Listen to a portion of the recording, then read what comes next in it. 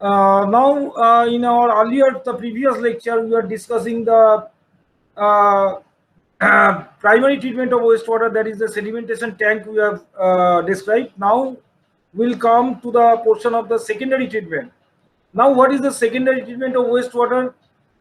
Secondary treatment, mostly we mean secondary treatment of the wastewater means it is a biological treatment of wastewater, that usually we mean. But apart from that biological treatment, but there are the other treatments also coming into the purview of the secondary treatment, that is the chemical oxidation, coagulation, flocculation and sedimentation, chemical precipitation, etc., etc. These are the all the categories as the secondary treatment of wastewater.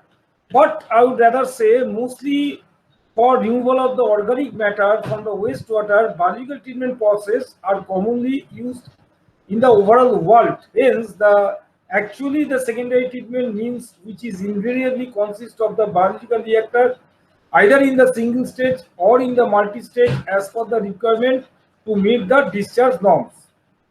Fine. Now, the biological treatment, the objective of the biological treatment of the wastewater is for removing the carbonaceous organic matter from the wastewater, which is present in the soluble and colloidal form. That means, which is not easily settled at in sedimentation tank, which is in the mostly in the soluble and colloidal form. So these carbonaceous organic matter are removed by the process of the biological reactor, and not only this organic matter but also the removal of the nutrients such as nitrogen and phosphorus from the wastewater, that is under the purview of the biological treatment.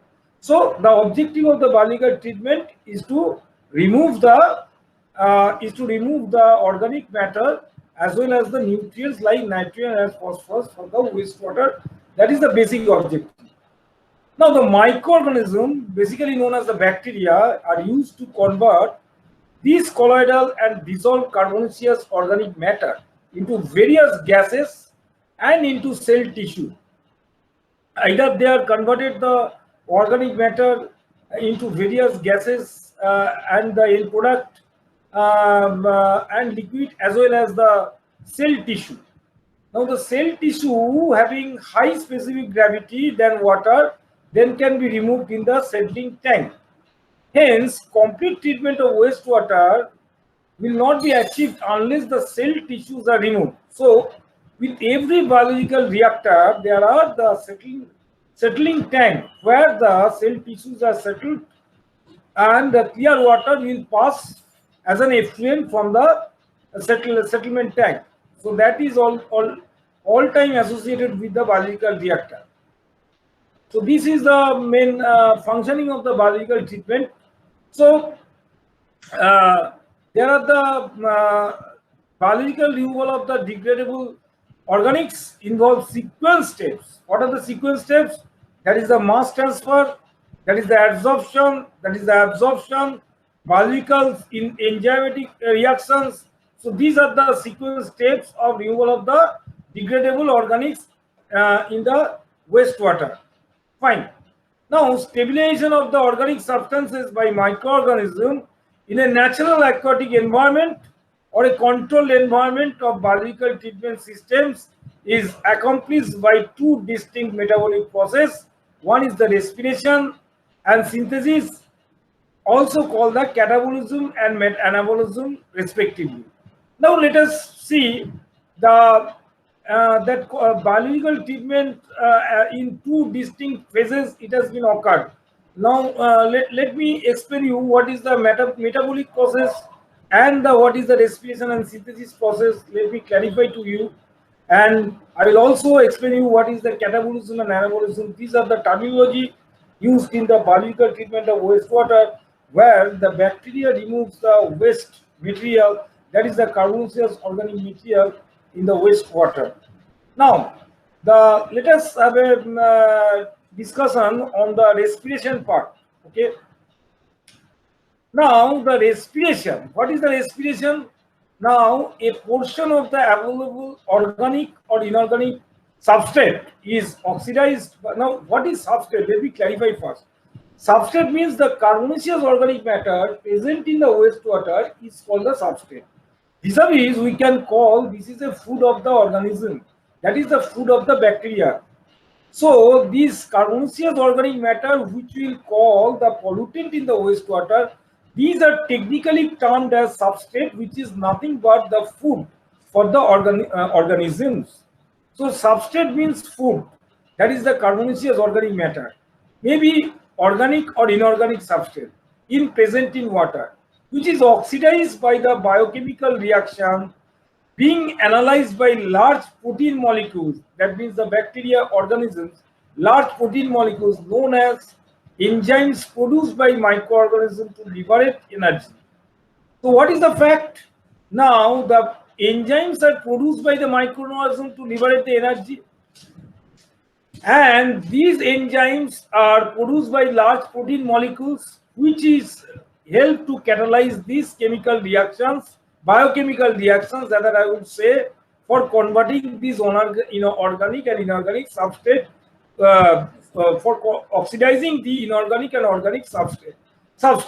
So these organic and inorganic substrate are oxidized by biochemical reactions being catalyzed by the protein molecules known as the enzymes, which is produced by microorganisms to liberate energy. Oxidation or dehydrogenation can take place both in the aerobic and anaerobic conditions. Under aerobic conditions, the oxygen acts as final electron acceptor for the oxidation. Under anaerobic conditions, sulfur nitrates, carbon dioxide and organic compounds act as electron acceptor. Now, the metabolic end products of the respiration are true organics like carbon dioxide, true inorganics like carbon dioxide, water, ammonia, hydrogen sulfide. These are the end product of the metabolic form. Now let us see the catabolism part. These are the metabolic part or end product I am going to highlight. Now let us see the catabolic part. Now the energy derived from the respiration is utilized by the microorganism to synthesize new protoplasm. To synthesize new protoplasm to another set of enzyme catalyzed reaction from the remaining portion of the substrate. The heterotrophic microorganism derive the energy required for cell synthesis exclusively through oxidation of organic matter, and autotrophic microorganisms derive the energy for synthesis either from the inorganic substance or from the photosynthesis. So there are the two types of bacteria there. One is the autotrophic, one is the heterotrophic, another is the autotrophic. What autotrophic does? Now autotrophic derives energy for cell synthesis exclusively through oxidation of the organic matter, and these are the heterotrophic, and autotrophic organisms derive the energy for synthesis either from the inorganic substance or from photosynthesis. So one type of heterotrophic derives the energy from the organic matter, and autotrophic derives energy from the inorganic and the photosynthesis. So these are the two differences. Now the energy is also required by microorganisms for maintenance of their life activities. How? Now in the absence of any suitable external substrate, now microorganisms derive this energy through the oxidation of their own protoplasm, and such situation reaches to the endogenous respiration or endogenous decay. Now the metabolic end products of the endogenous respiration are same as that of the primary respiration. The metabolic process in both aerobic and anaerobic process are almost similar. The yield of the energy in an aerobic process using oxygen, that is an electron acceptor, is much higher than the anaerobic condition. So we can say that the aerobic system liberates more energy than the anaerobic system, because this when in aerobic system, when oxygen is used as an electron acceptor, then it much higher energy liberated is much higher than that of anaerobic condition. Now let me discuss you the catabolism and anabolism part. Let me explain the catabolism and anabolism. The most important mechanism for the removal of organic material in biological wastewater treatment is the bacterial metabolism. What is bacterial metabolism? The bacterial metabolism refers to the utilization of the organic material either as a source of energy or as a source for the synthesis of cellular material. So, when organic material is used as an energy source, it is transferred into stable end products like carbon dioxide, water, etc. This process is called catabolism. But in the process of anabolism, the organic material is transformed and incorporated into cell mass. Anabolism is an energy consuming process and it is only possible if catabolism occurs at the same time to supply the energy needed for the synthesis of the cellular matter. So what you have come to know? You have come to know that catabolism and anabolism are two interdependent and occur in the simultaneously because the anabolism phenomenon occurs taking the energy from the catabolism. Again, I am repeating, anabolism phenomenon occur taking the energy from the catabolism because anabolism is an energy consuming process and it is only possible if catabolism occurs at the same time to supply the energy needed for the synthesis of the cellular matter, which is called anabolism. So two are the in this simultaneous and interdependent process. So one, catabolism means the end product which you are using converting bacteria, that is the microorganism. Converting refers to the utilization of the organic matter, that means the substrate organic matter, that utilizing either as a source of energy, as a source for the synthesis of the cell. When organic material is used as an energy source, it is referred to as a stable end product, that is the catabolism. And in the process of anabolism, I am repeating again, the organic material is transformed and incorporated into the cell mass. And therefore, this anabolism gets the energy from the catabolism because the two are the simultaneous process where the latter one is getting the energy from the catabolism process. So anabolism is an energy consuming process and it is only possible if catabolism occurs at the same time to supply the energy needed for the anabolism. Fine. Now let me discuss the principles of the biological wastewater treatment. Now, the soluble organic substances of the wastewater, that is the objective of the biological treatment of wastewater. Again and again I am telling the removal of the organic substances present in the wastewater as well as nutrients like nitrogen and phosphorus. So these soluble organic substances of the wastewater, that has to be completely destroyed by biological oxidation. So part of it is oxidized while rest is converted into biological mass in the biological reactors. Now I am concentrating on that part where the biological mass is converted. So that end product of the metabolism are either gas or liquid or the synthesized biological mass, which is flocculate easily, and it can be easily separated in the clarifiers, which is called the settling basin or settling tank. So therefore, the biological treatment system usually consists of number one, a biological reactor, that means where the biological oxidation takes place, and associated with a sedimentation tank, where the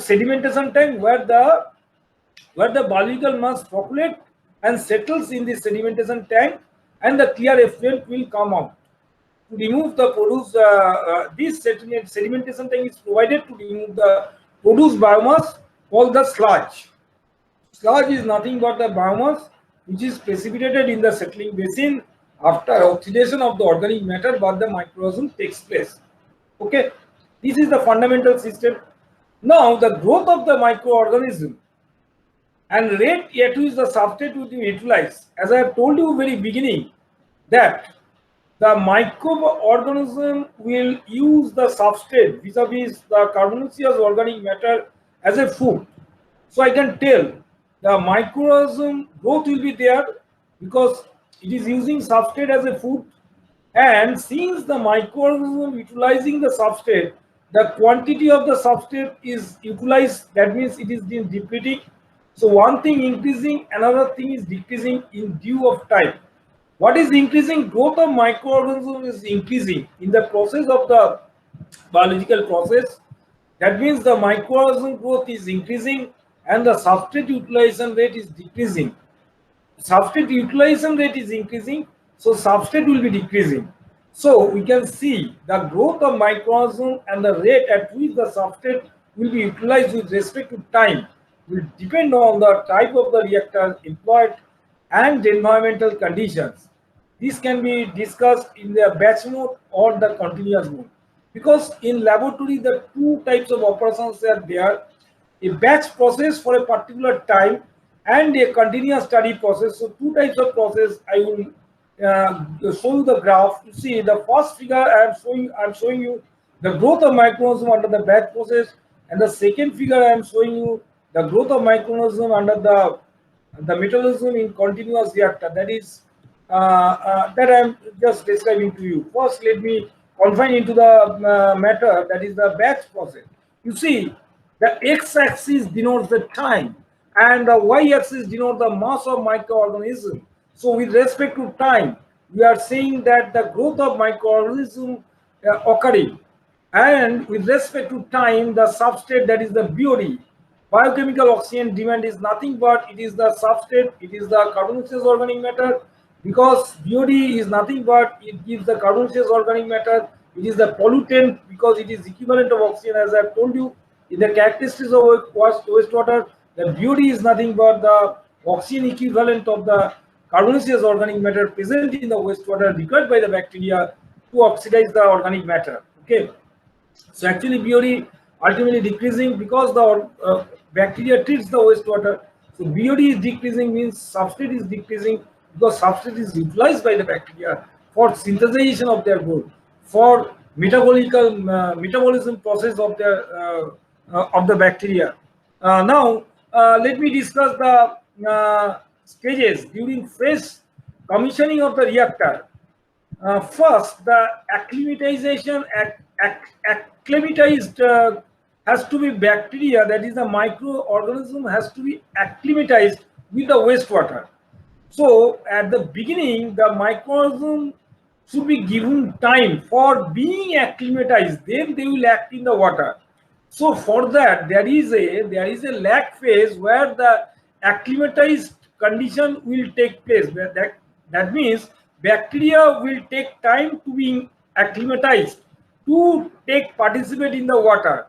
So this is called lag phase, because during this phase there will be some lag time before the substrate is being accepted by the microbes. Hence, to reflect in substrate depletion and microbial growth. So in this is the lag time. There is no growth of the bacteria. Rather, I would say there is no depletion of the substrate. There will be utilization of the substrate, because that lag phase I have not shown in this figure, but that has to be given for the acclimatized period. That means the bacteria has to be acclimatized with the type of wastewater to be treated. So this is called the lag phase. Now, log growth phase. This phase I have started because the action taking place from the log growth phase, which is that the substrate is adequately in the phase, and the rate of metabolism is only dependent on the ability of microorganism to utilize the substrate. Because this is log growth phase, means the substrate is being utilized by the bacteria and the metabolism rate is being taking place. Rate of metabolism is only dependent on the ability of the microorganism to utilize the substrate. The more utilization of the substrate is more growth of the microorganism. That is the fundamental thing of the metabolism. So that clear picture is given in the log growth phase. You see, log growth phase is the increasing phase. Now then the declining growth phase will be happen. Why? Because as we have seen the log growth phase, the growth of bacteria is there. That means by that time the substrate is being already utilized by the bacteria, by the microbes. Then the rate of after that time, that means after log growth phase, the rate of metabolism and hence growth rate of microorganism decreases due to limitation of the substrate, because substrate is going to decrease. So there will be a limited supply of the substrate. So definitely there will be the metabolism rate will be decreased. The metabolism growth rate will be decreased.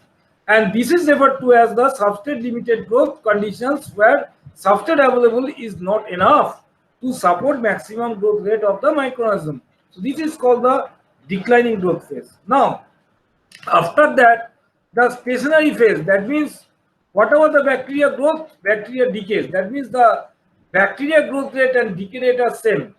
Whatever the bacteria growth rate and decay rate is same, so net bacteria growth rate is 0, so it will be a straight line. There will be no net increase or decrease on mass of bacteria, so it will be a straight line. If you see, this is a straight line, so this phase is referred to as the stationary phase. Fine. And the last phase I will describe, that is the endogenous growth phase, endogenous decay, rather I would say, very, very important terminology in the biological treatment of wastewater, because these microorganisms oxidize their own, then there is no substrate there. Then what will happen?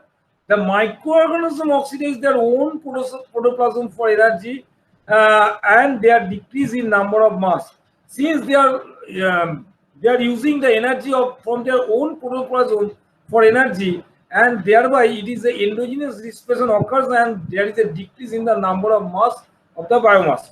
So this is called the endogenous growth phase, that is the endogenous decay started. Now all these phase I am describing, that is the log growth phase, declining growth phase, stationary phase, endogenous growth phase, that is for the batch process. Now there is another process, that is the continuous process. The mode of operation of the reactor are in two processes, as I have highlighted. One is the batch process, and another is the continuous process. So let me describe the continuous process. In continuous system, the food to microorganism controls the rate of my metabolism. Now, let us consider the low F by M. So low food by microorganism. What do you mean? Food means the substrate, that is the carbonaceous organic matter, microorganism. So if it is low, that means the microorganism is more, whereas the substrate is not adequate for that microorganism. In that case, what will happen?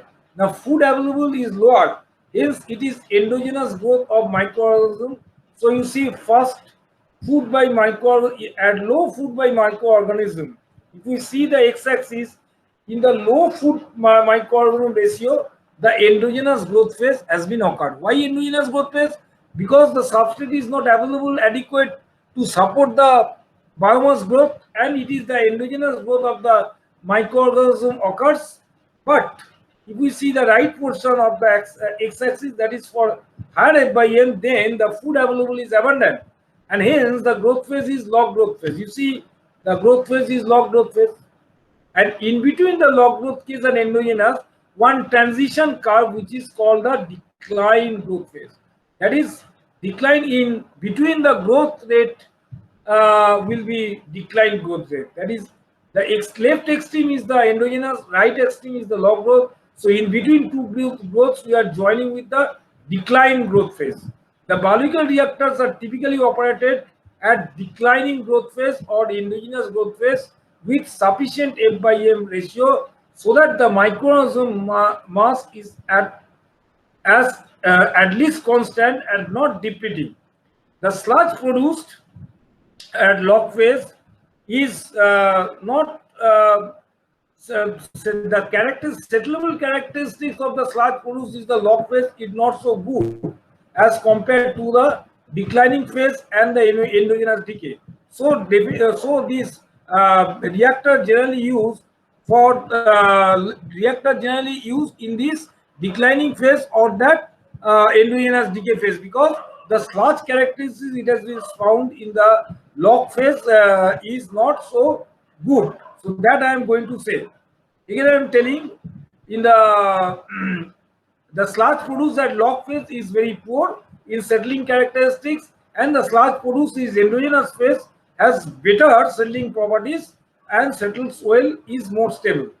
So these two batch and the continuous mode of operation of the reactor with different phases I have just described to you. Now the nutritional requirements for microbial growth, that is very, very fundamental, because after all you have to see the microbial growth, which is much more responsible the biomass, that is the microbes are much more responsible for the treatment of wastewater. So their growth requirement for nutritional requirements has to be studied. For reproduction and proper functioning of an organism, it must have a source of energy, carbon for the synthesis of new cellular material, and nutrients like nitrogen, phosphorus, potassium, sulfur, ferrous, calcium, magnesium, etc. These are the requirements for microbial growth. So energy is needed for the cell synthesis. That is very much clear, and that may be supplied either by light or by chemical oxidation reaction. So if it is by light, these are called the phototrophs bacteria. So what are the phototrophs organisms? These are used as light as energy. Phototrophs organisms are able to use light as an energy. That's why they are called phototrophs. So photo. So that's why they are called phototrophs. So these may be phototrophic, certain sulfur-reducing bacteria, or autotrophic, photosynthetic bacteria and algae. So these are the phototrophs examples I am giving you, which use energy as a light, which use light as an energy source. Now we have told you that a chemical oxidation reaction catalyzed by the bacteria, that is also used as an energy. They are called the chemotrophs. So what is the chemotrophs? Now organisms that derive their energy from the chemical reaction. So these are called the chemotrophs. These may be either heterotrophic, that means those derive energy from organic matter like protozoa, fungi, and most bacteria, or maybe autotrophic like nitrifying bacteria. Accordingly, they are called the chemotrophs. Those derive energy from oxidation of the organic compounds, and chemotrophs, those obtain energy from oxidation of the reduced inorganic compounds such as ammonia, nitrate, sulfide. Another source I am going to highlight, that is the source of carbon. The source of carbon for synthesis of new cell could be organized matter, could be organic matter used by heterotroph, any carbonaceous organic matter where carbon is present. That carbon may be taken as the new cell, could be as carbon for synthesis for new cell, and it is used by the heterotrophs, and carbon dioxide used by the autotrophs as energy, source of energy. So different category of bacteria, whether it is autotrophs, heterotrophs, they are using the energy source as different to synthesize the organic matter. Let us see the nutrient and growth factors requirements. The principal inorganic nutrients required by the microorganisms are nitrogen, sulfur, phosphorus, potassium, magnesium, calcium, ferrous, sodium, chlorine. These are the principal inorganic nutrients required by the microorganism. Now, some of the nutrients are required in the trace amount like zinc, manganese, like these things. In addition to inorganic nutrients, I am highlighting these inorganic nutrients. Now, let us talk about the organic nutrients which also be required by some organisms, and they are known as the growth factors. Now, these are the compounds needed by an organism as constituents of organic cell material that cannot be synthesized from other carbon sources. So requirements of these nutrients offer from organism to organism. For aerobic process, generally minimum COD is to nitrogen is to phosphorus. COD means the carbonaceous organic amount, that actually it gives a carbonaceous organic matter, COD. So COD is to nitrogen is to phosphorus ratio is maintained as 100 is to 10 is to 1.5, generally maintained in the reactor. Then the reactor will perform well. In case of the anaerobic treatment, this is for aerobic treatment I am telling. In case of the anaerobic treatment, that requirement of the nutrient is much less. So that's why instead of the 100, it goes to 350. That means nutrient is less. So COD nitrogen phosphorus ratio is 350 is to 5 is to 1. That means the nutrient requirement is lower for anaerobic process due to lower growth rate of microorganism as compared to the aerobic process. In aerobic process, the nutrient requirement is much more because of higher growth rate of microorganism that we have seen. Now, while treating sewage external micro like nitrogen, phosphorus, potassium, sulfur, and trace metals, nutrients, additional is not necessary. because this is necessary only for the effluent treatment of industry water. But for municipal domestic sewage water, this additional external macro and micro nutrients are not required, but these are the requirements. Definitely these are added. These are the nutrients are added for the wastewater coming from the industry. Now, type of microbial metabolism. Very, very interesting. Aerobic microorganism, anoxic microorganism, obligately anaerobic, then the facultative anaerobic.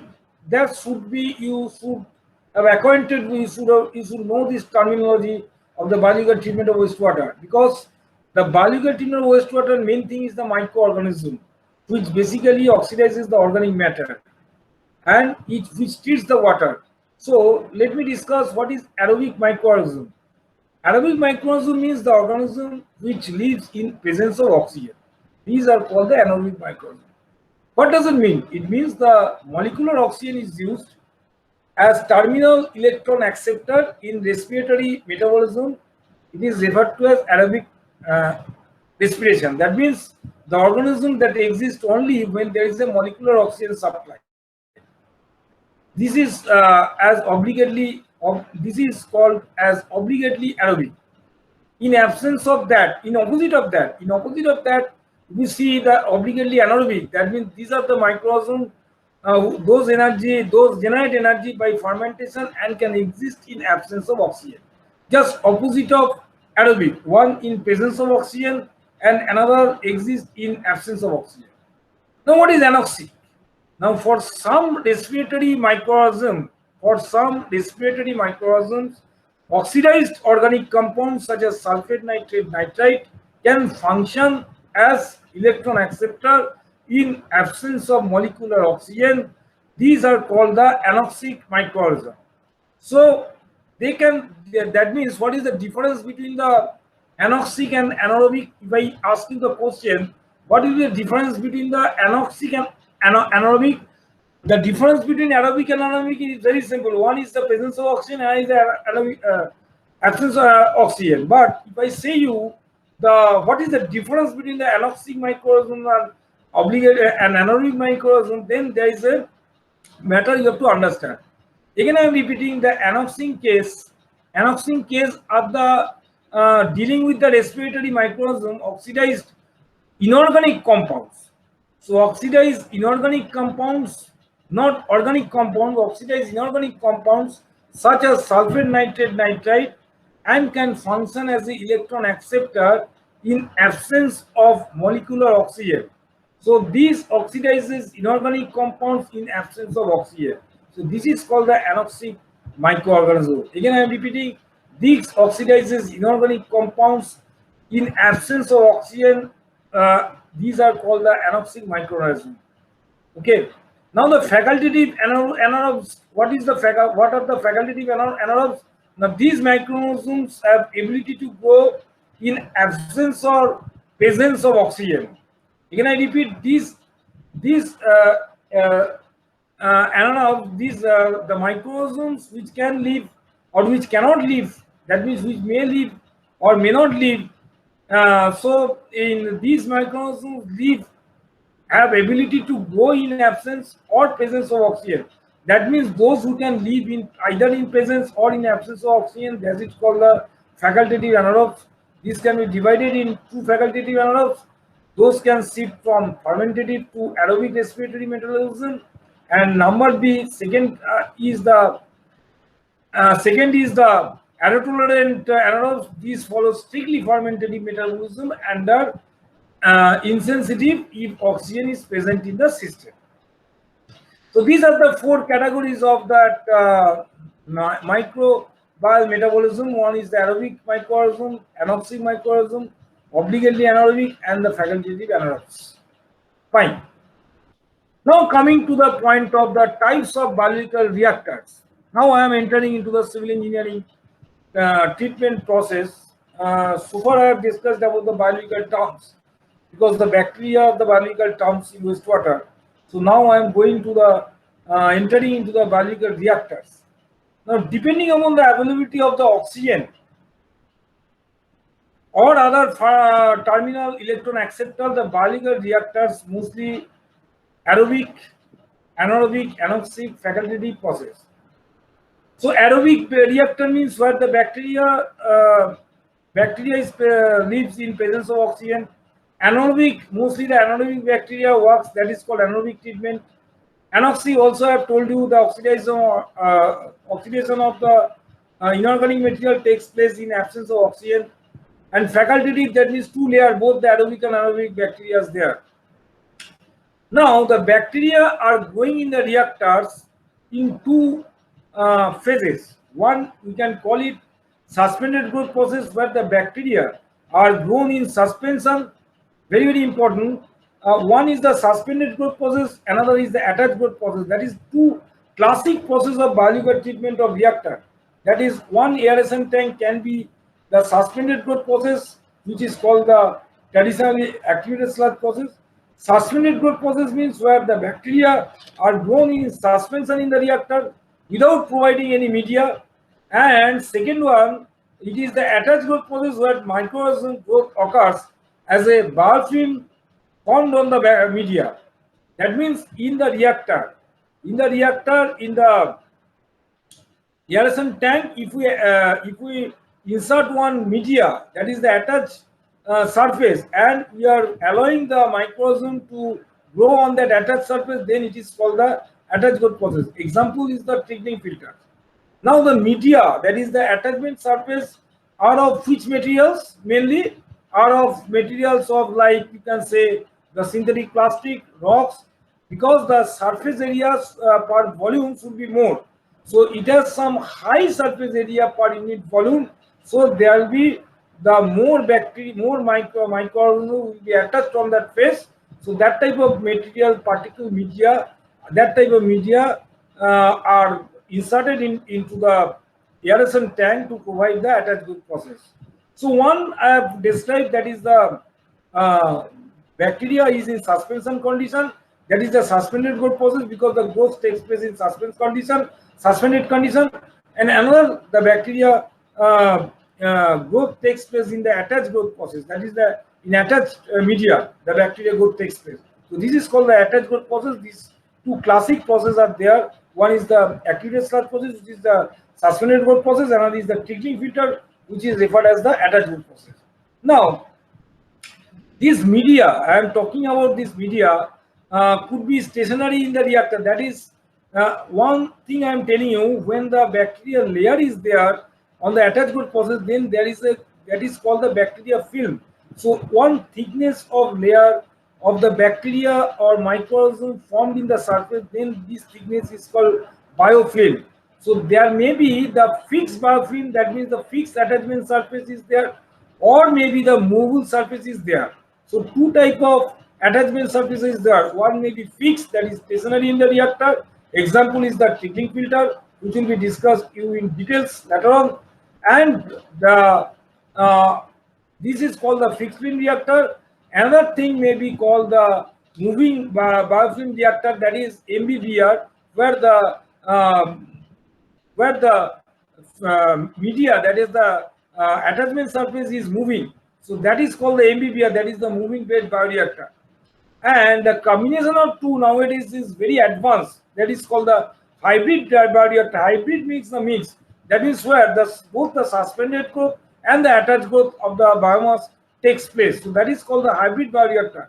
That means in the aeration tank, in activated sludge process, if you add and insert the one media, then it will be a hybrid. So both suspended and attached growth process will be obtaining. So this is called the hybrid, and it has been, by research, it has been found that the removal efficiency of the waste, that is the carbonaceous organic matter, much more in hybrid. That we will discuss in details. The activated sludge process, the trickling filter, that is the attached growth process, suspended growth process, hybrid process of the reactor, that will be in detail discussed when in future lecture notes.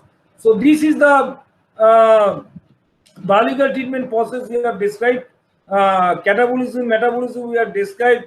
We have described the batch process. We have described the continuous process. We have described how the reaction takes place, means how the Growth of the microorganism takes place in the log growth phase, in the declining growth phase, in the stationary growth phase, in the endogenous growth phase. That we have discussed in details. So this is the preliminary. Just we have entered into the concept of the biological treatment of the wastewater. That is the secondary process. In the 21st lecture, in the next lecture, it will be discussed in details for the different reactors in the biological process. We'll enter into the detailed portion of this reactor, how it will process, how are the different types of reactors used in the biological process, that will be discussed. So students, I will upload these notes which I have discussed regarding the secondary treatment process, that is the biological reactor, in the Google Classroom. Kindly have a glance through the lecture notes, and definitely we will be meeting in the live classroom for interaction classes, that is the one-to-one interaction for any clarification needed for your queries related with this biological system, that is the secondary treatment of wastewater. So thank you all, have a nice day.